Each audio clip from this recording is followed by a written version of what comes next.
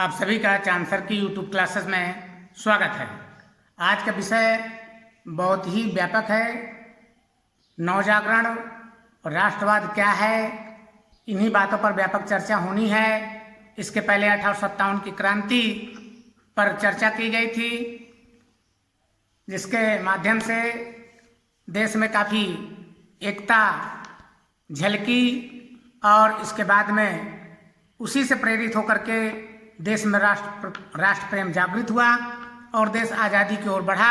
आज इन्हीं बातों पर व्यापक चर्चा होनी है। आइए, भारत में नवजागरण कब कैसे हुआ?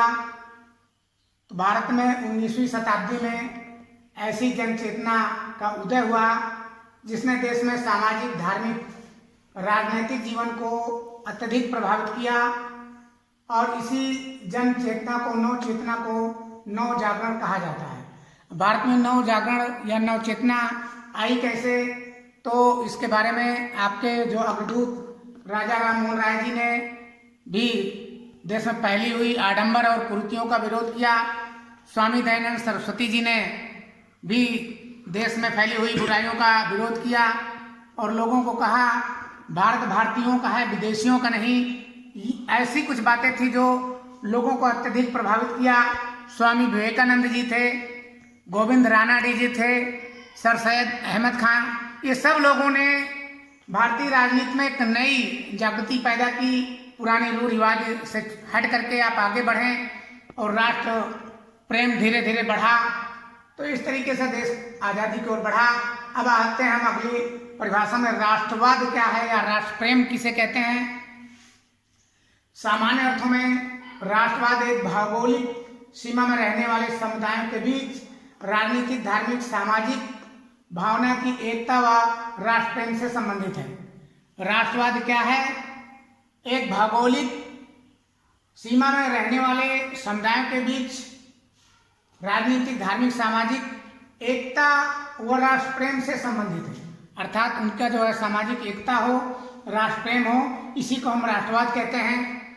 और यह राष्ट्र प्रेम इस कदर से बढ़ा कि 1857 की क्रांति के बाद धीरे धीरे राष्ट्र प्रेम बढ़ता गया, लोग उससे जुड़ते गए और 15 अगस्त 1947 को हमारा देश आजाद हुआ। नवजागरण जागृति के क्या कारण है, ये कि कैसे जो है जागृति लोगों में आई, इसके एक नहीं अनेक कारण हैं। कुछ कारणों को यहाँ बताने की कोशिश की जा रही है। राजनीतिक कारण, आर्थिक कारण, सामाजिक, सांस्कृतिक कारण, रेल एवं डाक तार का जो संचार हुआ, इससे भी लोग एक दूसरे के यहाँ आने जाने लगे, एक दूसरे राज्य से परिचित होने लगे और यह भी नवजागरण में राष्ट्र प्रेम में जो है काफी सहयोग किया। महोत्सवों का जो आयोजन होता था, चाहे वो गणेश महोत्सव महाराष्ट्र में हो या नवदुर्गा महोत्सव हो, इन सभी महोत्सवों से भी लोग इकट्ठा होते थे और अपने अपने विचारों का आदान प्रदान करते थे, जिससे लोगों में लगा कि हमें भी आज़ादी चाहिए, हमें हमारा भी संविधान चाहिए। इस प्रकार से लोगों में नव चेतना जागृत थी। अब आइए, नव जागृति के कुछ राजनीतिक कारणों पर हम चर्चा करना चाहेंगे। 1857 की क्रांति के पहले छोटे छोटे संगठन थे जो उत्तर भारत और मध्य भारत तक सीमित रह गए और 1857 की क्रांति पूरे भारत में व्यापक नहीं हो सकी। उसी समय आपने 1857 क्रांति में पढ़ा कि डलहौजी की जो हड़प नीति थी, बेले जली की सहायक संधियां थी, ये देश के लोगों को बहुत ही परेशान कर रखी थी, जिससे लोगों ने सबक सीख करके इस छोटे संगठन को व्यापक रूप जो है देने के लिए 28 दिसंबर 1885 में कांग्रेस की स्थापना मुंबई में किया। और कांग्रेस की स्थापना किसने किया? तो कांग्रेस की स्थापना A.O. ह्यूम ने 28 दिसंबर 1885 को मुंबई में किया और इसके प्रथम अध्यक्ष व्योमेश चंद्र बनर्जी बनाए गए। तो इसका क्षेत्र बड़ा व्यापक रहा। पूरे भारतवर्ष में कांग्रेस के अधिवेशन होते रहे, कभी मुंबई में हुए तो कभी कोलकाता में, कभी चेन्नई में, कभी लाहौर में, कभी लखनऊ में, सूरत में, तमाम अधिवेशन कर करके लोग जुड़ते गए और इनका कारवां पहले 72 लोग ही पहले अधिवेशन में भाग लिए थे। बाद में हजारों हजार कई हजार का संगठन बनकर तैयार हुआ और जो देश आज़ादी के लिए एक बहुत व्यापक हो गया। इसके बाद अगले हम कारण पर चलते हैं। आर्थिक कारण क्या था? उस समय जमींदारी, रैयतवाड़ी, महलवाड़ी आदि बंदोबस्त अंग्रेजों ने लगाकर कृषि जगत को, किसानों का और मजदूरों का खूब शोषण करके अपना बजट बढ़ाया, जिससे भी लोग परेशान थे। तो आर्थिक कारण भी आपको समझ में आ रहा है। भारतीय उद्योग धंधों को नष्ट किया और अंग्रेज अपनी कंपनी की चीज़ें भारत में बेच करके खूब धन कमाना चाहते थे। तो इससे भी लोगों में एक यूनिटी जागृत हुई। सामाजिक कारण की चर्चा तो करनी ही है। राजा राम मोहन राय, स्वामी दयानंद सरस्वती, सर सैयद अहमद खां, महादेव गोविंद रानडे, ज्योतिबा फूले जैसे विचारकों के विचारों से लोग प्रभावित हुए और देश में राष्ट्रीय चेतना जागृत हुई। तब जाकर के देश में जो है एक यूनिटी पैदा हुई, एक ताकत पैदा हुई और आज़ादी के लिए लोग आगे बढ़े। इसके कुछ विदेशी कारण भी हैं। 1776 में अमेरिकी स्वतंत्रता हुई, इससे भी लोगों ने कुछ सीख लिया। 1789 में फ्रांस की क्रांति हुई और उसके बाद वहाँ पर राजतंत्र समाप्त हुआ। समता, समानता, स्वतंत्रता व बंधुत्व को बल मिला। फ्रांस की क्रांति से भी लोगों ने सबक लिया। और जापान एक छोटा सा देश था जो कि चीन पर विजय 1894 और 1895 के बीच प्राप्त किया। जापान की विजय जो है, रूस बहुत बड़ा देश था, इस पर भी 1904 और 5 में जो है विजय प्राप्त किया। इससे भी भारतीयों में एक जागृति पैदा हुई कि जापान जैसा छोटा देश इतने बड़े बड़े देशों को हरा सकता है, तो हमें भी इन अंग्रेजों को भगाना होगा। यहाँ पर कभी कभी आ जाता है, इसका परिणाम क्या हुआ? भारत की स्वतंत्रता आज भी भारत अखंड भारत है और यूरोपीय राष्ट्रवाद व भारतीय राष्ट्रवाद में क्या अंतर है? तो यह प्रश्न बड़ा गूढ़ है। यूरोपीय राष्ट्रवाद भौतिक व आर्थिकवादी था। उन्हें भौतिक सुख संपन्नता, आर्थिक मजबूती, कैसे हमारी अर्थव्यवस्था मजबूत हो, कैसे हमारी जो है मार्केटिंग हो, इसी पर उनका दिमाग बना रहता था। और इसी के चलते तमाम यूरोपीय राष्ट्रों में आपस में लड़ाइयाँ हुई। प्रथम विश्व युद्ध, द्वितीय विश्व युद्ध इसी का परिणाम है। भारतीय राष्ट्रवाद क्या है?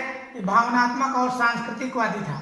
चूंकि ये भावना से जुड़ा हुआ था, एक दूसरे की राष्ट्र प्रेम की भावना इसीलिए जागृत हुई।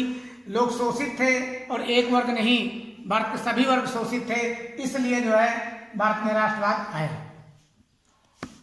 और अब हम चर्चा करना चाहते हैं किन समाज सुधारकों ने क्या क्या सुधार करने की कोशिश की।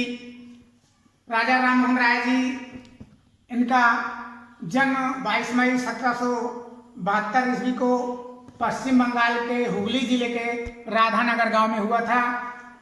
माता का नाम तारिणी देवी था और पिता रमाकांत राय थे। ब्राह्मण से इनका कांटेक्ट था, लेकिन जातिवाद छुआछूत के विरोधी थे। अरबी, फारसी, अंग्रेजी सहित लगभग 10 भाषाओं के ज्ञाता थे। तो राजा राम मोहन राय प्रकांड विद्वान थे जो 10 भाषाओं के विद्वान थे। एक हृदय विदारक घटना इनके जीवन में घटी। इनकी बड़ी भाभी को उस समय का समाज जो है सती होने के लिए विवश किया था। लगभग इनकी उम्र 7 वर्ष की थी। तभी इन्होंने प्रण किया, संकल्प किया कि इस कुरीति को मैं जड़ से मिटाऊंगा।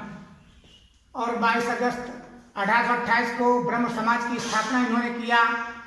और ब्रह्म समाज की स्थापना कब कहाँ हुई? कोलकाता में हुई। चूंकि नव जागरण के अग्रदूत राजा राम मोहन राय जी को कहा गया है, तो कभी कभी आर्य समाज और ब्रह्म समाज में भ्रम पैदा होता। तो इस भ्रम को आप यूं ही दूर कर सकते हैं कि ब्रह्म समाज की स्थापना पहले हुई है, बाद में आर्य समाज की। 22 अगस्त 1828 को ब्रह्म समाज की स्थापना हुई कोलकाता में। और 4 दिसंबर 1829 ईस्वी को सती प्रथा के अंत का कानून राजा राम मोहन राय जी के प्रयासों से लॉर्ड बेंटिंक के शासनकाल में पारित हुआ। तो यह प्रश्न अक्सर परीक्षा में पूछा जाता है, सती प्रथा का अंत कब किसने किया, किसके शासनकाल में हुआ या किसके प्रयासों से हुआ। सारे उत्तर आपको मिल गए कि राजा राम मोहन राय जी के प्रयासों से 4 दिसंबर 1829 में सती प्रथा का अंत का कानून पारित हुआ लॉर्ड बेंटिंक के शासनकाल में। और आइए आगे, नवजागरण व राष्ट्रीयता के अग्रदूत राजा राम मोहन राय जी को कहा जाता है। कभी कभी ये प्रश्न आ जाता है कि नवजागरण और राष्ट्रीयता के अग्रदूत किसे कहा जाता है। राजा राम मोहन राय जी को कहा जाता है। इन्होंने कौन कौन से कार्य किए जो आज भी याद किया जाता है। इनका बहुत महत्वपूर्ण कार्य सती प्रथा का अंत, बाल विवाह का विरोध किया इन्होंने, मूर्ति पूजा व पाखंड का विरोध किया। उस समय हमारे देश में मूर्ति पूजा और पाखंड लोगों में बहुत अधिक समाया हुआ था, जिससे लोग एक दूसरे से दूरियां बना रहे थे। इन्हीं दूरियों को कम करने के लिए इन्होंने जो है मूर्ति पूजा और पाखंड का, आडंबर का विरोध किया। स्त्री व पाश्चात्य शिक्षा पर बल दिया। इनका मानना था कि जब महिला शिक्षित होगी तो धीरे धीरे हमारा समाज शिक्षित होगा। और पाश्चात्य शिक्षा पर इसलिए बल दिया कि जब लोग पाश्चात्य शिक्षा से पढ़ेंगे तो उनमें वैज्ञानिक दृष्टिकोण पैदा होंगे। जैसे अंग्रेज लोग काफी वैज्ञानिक उपलब्धियों का आनंद उठा रहे हैं। बहुपत्नी प्रथा, पर्दा प्रथा का भी विरोध किया, क्योंकि उस समय राजा लोग और बड़े लोग जो है कई कई पत्नियां रखते थे। इन्होंने कहा ये गलत है, समाज की एक सामाजिक बुराई है, इसलिए इसको भी बंद कराने में काफी भूमिका निभाई। जातिवाद व छुआछूत, जो कि पुराने समय में इतना इस कदर से छाया हुआ था देश में कि जो कि हमारे देश को अलग करने में बिल्कुल छुआछूत और जातिवाद जो है एक भूमिका निभा रहा था। इसको भी इन्होंने ब्राह्मण होते हुए भी तोड़ा और कहा ये एक सामाजिक बुराई है। इस तरीके से राजा राम मोहन राय जी ने बहुत से महान कार्य किए। इससे अक्सर प्रश्न आते रहते हैं कि राजा राम मोहन राय जी ने ब्रह्म समाज की स्थापना, कभी कभी आता ब्रह्म समाज की स्थापना कब किसने कहाँ किया। यह भी उत्तर आपको मिल गया। 22 अगस्त 1828 में कोलकाता में इसकी स्थापना हुई। किसने किया? राजा राम मोहन राय जी ने किया। सती प्रथा का अंत कब किसने किया? राजा राम मोहन राय के प्रयासों से 4 दिसंबर 1829 में लॉर्ड बेंटिंक के शासनकाल में सती प्रथा का अंत का कानून पारित हुआ।